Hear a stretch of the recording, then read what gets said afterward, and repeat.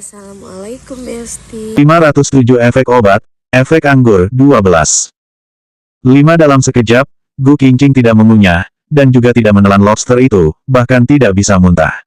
Leng Xicheng menatapnya dari samping. Makanlah, rasanya sangat enak. Inilah pertama kalinya ia membantu Gu Qingqing, membantu orang lain melepaskan cangkang lobster.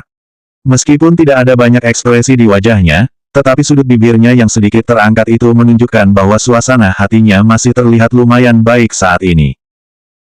Semua orang yang ada di meja melihat Leng Xicheng memberikan sepotong daging lobster kepada Gu Qingqing dengan sumpit. Selain itu, ia juga menjepit sepotong kentang dengan sumpit yang ia gunakan untuk memberikan daging lobster tadi. Ia mengunyah 2 kali tanpa ragu-ragu, sepasang sumpit itu mungkin ternoda air liur Gu Qingqing. Gu Qingqing mengunyah 2 kali dengan susah payah, kemudian menelannya. Karena daging lobster terlalu besar, rasanya dagingnya hampir tersangkut di tenggorokannya dan ia pun batuk 2 kali. Melihat Gu Qingqing selesai makan, Leng Xicheng baru merilekskan tatapan matanya yang sedikit menyipit, kemudian mengenakan sarung tangan sekali pakai untuk mengupas cangkang dan terus memelintir seekor udang karang. Ia mengupas cangkangnya dengan pergerakan yang anggun. Melihat penampilan Leng Xicheng yang seperti itu, sama sekali tidak terlihat seperti orang yang sedang mengupas lobster, tetapi malah seperti sedang mengukir suatu karya seni. Semua orang yang ada di meja, kecuali orang-orang yang tahu tentang hubungan mereka berdua, dibuat terkejut seperti yang dialami oleh para pekerja di perusahaan Sui. Su Zijin berkata dengan tidak puas dari samping, "Kak Xicheng, mengapa kamu mengupas lobster untuknya? Bukankah mau bersenang-senang dengan orang-orang kan? Tuan Lin, kalian yang mengatakan itu. Aku adalah seorang pria terhormat, tentu saja harus menjaga para wanita di sekitarku." Leng Xicheng mengucapkan alasannya kepada Lin Zui tanpa ragu-ragu. Ketika sedang berbicara, ia mengupas daging lobster yang putih seperti salju, kemudian dengan hati-hati mengeluarkan benang udang, dan memberikannya ke mangkuk Gu Qingqing. "Kalau begitu jangan hanya dia saja yang dapat, aku juga mau." Leng Xicheng bahkan tidak melihat Su Zijin. Ia mengambil seekor lobster lagi dan berkata dengan cermat, "Minta kepada sini Musana. Ia hanya akan memberikannya pada Gu Qingqing seorang. Kalau begitu bagaimana dengan kakakku? Kakakku juga sendirian." Leng Xicheng berkata dengan tenang, "Bukankah kakakmu ingin menjaga tubuhnya yang bugar, dan hanya bisa makan makanan burung, kan? Aku suka wanita yang putih dan gemuk, memiliki sensasi sentuhan bagus saat disentuh." Gu Qingqing menjadi lebih tidak bisa menelan makanannya. Ia hampir memuncratkan makanannya ketika mendengar kata-kata itu.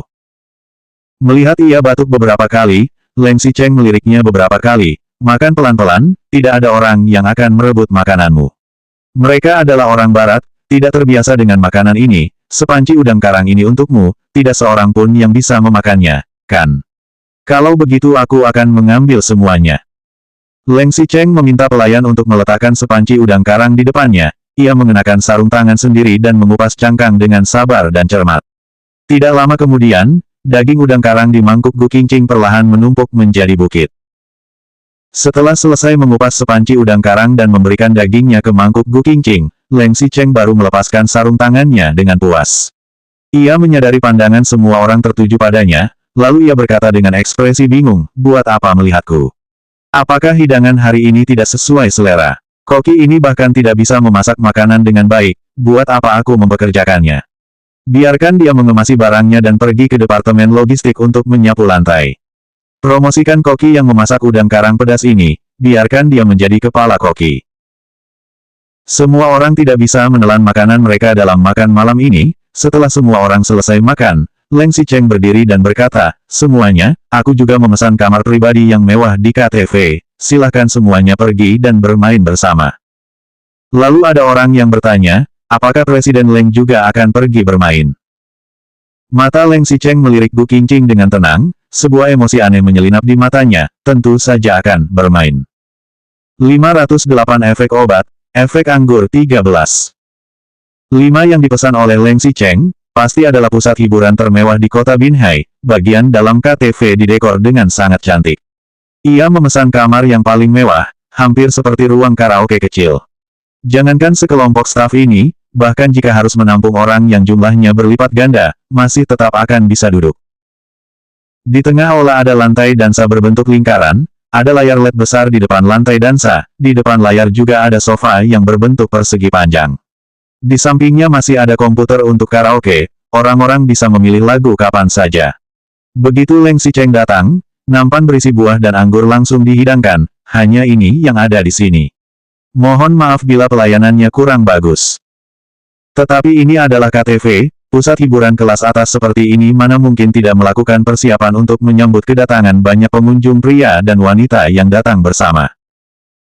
Tidak lama kemudian, seorang manajer wanita segera membawa sekelompok orang tersebut ke ruangan putri, tempat orang-orang yang berpakaian dan berdandan dengan indah masuk, semuanya, entah apakah kalian ingin membiarkan gadis cantik datang untuk menghibur.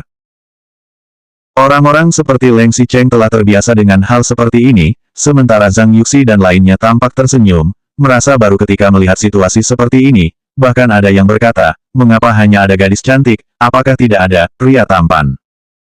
Manajer wanita itu menggelengkan kepala, maaf, kami masih belum memiliki pelayanan seperti itu di sini.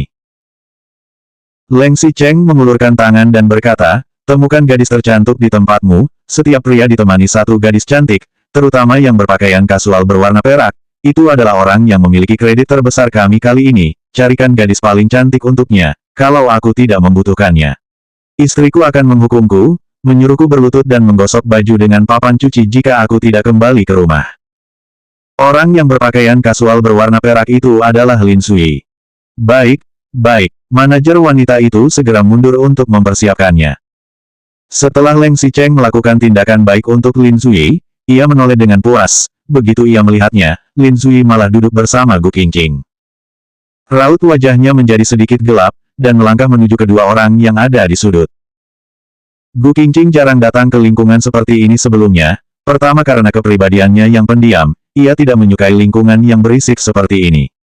Kedua adalah karena keluarganya yang miskin, dan ia tidak sanggup untuk datang ke tempat seperti ini, bahkan lebih tidak bisa datang setelah ia menikah dengan Leng Xicheng. Satu-satunya kenangan tentang tempat ini hanyalah kejadian yang terjadi 3 tahun lalu. Bagaimanapun juga, itu bukanlah sebuah kenangan yang baik. Lin Sui menariknya untuk membahas urusan pekerjaan, di sudut itu sepi, syuting akan berakhir dalam beberapa hari, kedua orang tersebut sedang mendiskusikan detail syuting terakhir. Apa yang sedang kalian bicarakan?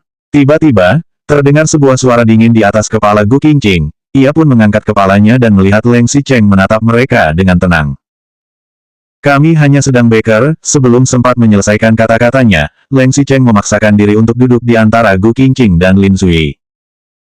Awalnya mereka sudah duduk di sudut, tempatnya sangat kecil, begitu Leng Xicheng duduk, ia langsung mendorong Gu Qingqing ke sofa tunggal di satu sisi sudut, dan mendorong Lin Sui ke sofa panjang. Leng Xicheng duduk dengan stabil di tengah, memisahkan mereka berdua jauh-jauh. Setelah Leng Xicheng duduk, ia berkata dengan tersenyum, bicaralah, mengapa begitu aku datang kalian tidak mengobrol lagi? Ia sudah duduk di tengah, apalagi yang bisa mereka bicarakan? Ketika sedang kehilangan kata-kata, manajer wanita itu membawa sekelompok wanita cantik yang berpakaian terbuka, wanita yang paling cantik langsung berjalan ke arah mereka. Leng Xicheng tersenyum dan berkata, adik sepupu, aku sebagai kakak masih sangat menjagamu, dan memilihkan wanita paling cantik untuk menemanimu. Selanjutnya bab 509 efek obat, efek anggur 14.